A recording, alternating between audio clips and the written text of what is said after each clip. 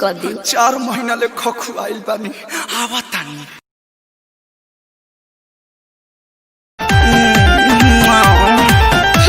मिले के कहतानी तो मिलते नहीं खा। हेडफोनवा खाली खुरुर खुरुर बाजत रहता। कहिए से जान नहीं मिलता रहो। कैसे मिली? घरवा प्याज का तू छिलता रहो। अरे बोलबो करबो कुछ।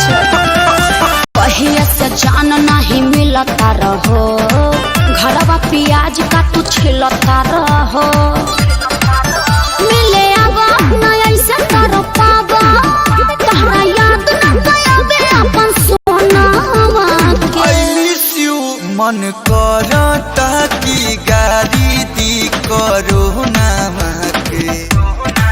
खाली चुमा लेबे पड़ता यार फोनावा के। अरे तो हम का करी? खाली चुमा लेबे पड़ता यार फोनावा के। हाँ तो लॉकडाउन में माइक खराब हो जाई तो बिना हेडफोन के रही है। 2-3 गो काट के खराब कर देनी।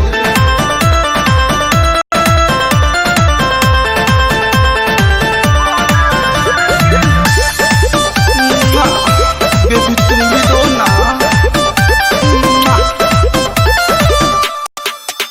वीडियो कॉलिंग कर थोड़ी ऐसा देख लेती। अच्छा। कैसन लागत तारो अखिया सेक लेती। आगे थोड़े ना है कि डिब्बी तो हर छतिया से सटतानी। ताहर गाल बुझी ईयरफोन कहटतानी। अरे से थोड़े हो करब है अब होत ना बाबे। कन पक्के सुनत सुनत रिंगटोना दिन भर टोटियाता। मन करता की गाली दी करो नामा के।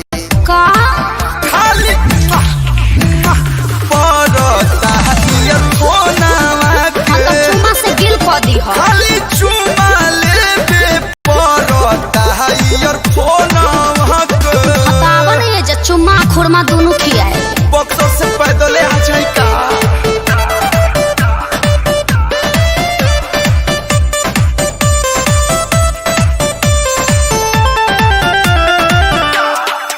शक करे लगले घरवा के लोग भी। हमरा तो धैले बाटे तोहरे रोग जी। कोलाइटिस धइले बा कि अखिलेश के रूका बोलावतानी। कि मिले के उपैया लगावतानी।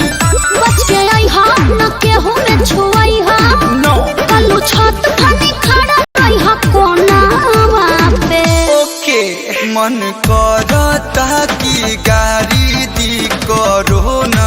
एकरा बहिन का खाली चुमा लेबे पड़ता ईयरफोनवा के। चूसने थोड़े हा। खाली चुमा लेबे पड़ता ईयरफोनवा के। इना के छुट्टी कर दी। 4 महीना ले खखुआइल बानी आवा तानी।